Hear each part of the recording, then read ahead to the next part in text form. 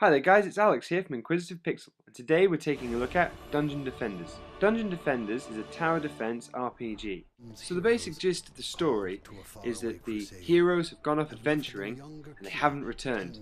Maybe they took an arrow in the knee, but they've left the kids in charge. And they've knocked over a crystal and released a horde of enemy bad guys, and you're going to have to defend against those bad guys. But first, we're going to the pub. And that's pretty much all there is to the story in this game. So we've made it to the tavern. The tavern holds the shop, the bank, and you can select your missions. So this game's currency is mana. That's used to buy your towers, or you could use it to buy new weapons and exciting items like pets. It also explodes out of enemies as extra credit for killing them. But we can't sit in the pub all day, so let's go to work. Like I said, this has got an RPG element and a tower defense element.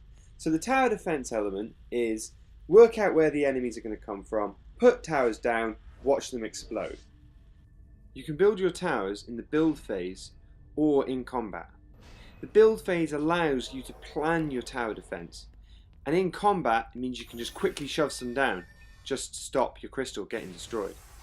The RPG element is, well, let's say I'm bored of just watching my towers kill things. I'm going to get in the thick of it, and I'm going to get involved, and I really like that. While you're leveling up your character, you can choose to make your towers more powerful, or yourself more powerful, so that decides what kind of gameplay you'd like to play. Do I want to watch my towers destroy things, or do I want to get involved and really kick some butt? So there are 4 characters you can play with in the basic game. You've got the apprentice, the squire, the huntress, and the monk. Now each character has their own abilities and towers that can help you defend the crystal.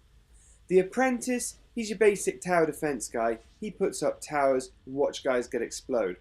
The squire is more about blocking your enemies and then getting involved in the thick of it with his sword. So that brings us on to the huntress. She uses crossbows, gatling guns, and even big fire-breathing dragon weapons. She places traps to kill her enemies. And then you've got the monk. He uses his auras to ensnare enemies. He can use a ranged attack and a melee attack. So as you play with each of the characters, the difficulty level increases. The apprentice is the easiest to play with, and the monk, it becomes a lot harder to complete the levels. So there are only 4 characters available in the basic package.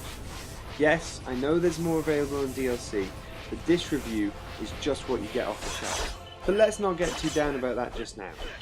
Look at the graphics of this game. Doesn't it not just look good? The cel-shaded feel makes it look really cartoony, but while keeping it colourful and bright, from the mana crystals to the overall level design. Each level is really well designed because it allows for a different gameplay.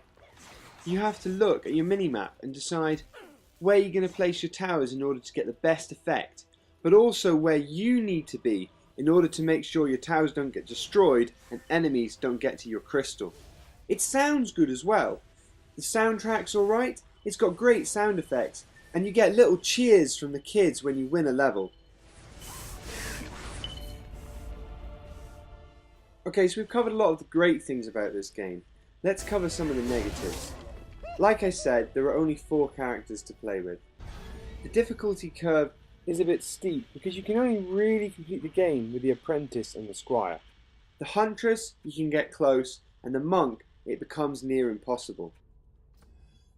Don't panic, because this game has an online multiplayer, and that means you can play split screen with your friends, or online multiplayer with people who you've never met before, and you can mix each positive effect of all the characters, and it minimises the negatives, so it makes the game more enjoyable and adds that extra bit of strategy so you can win. As you know, here at Inquisitive Pixel, we really like the replayability value of the game, and this one's really high, because once you've completed the story mode, you also have challenges that you can do, which range from endless modes to just goblin modes, all the way up to defending the tavern, which let me tell you is actually really difficult. So a quick summary. Yeah, it's only got 4 characters and that makes the game a bit difficult. but it looks really good. The online multiplayer counteracts some of that. It is great fun to play. My final rating, 7 out of 10 pixels. Don't forget to check back next week for more from Inquisitive Pixel.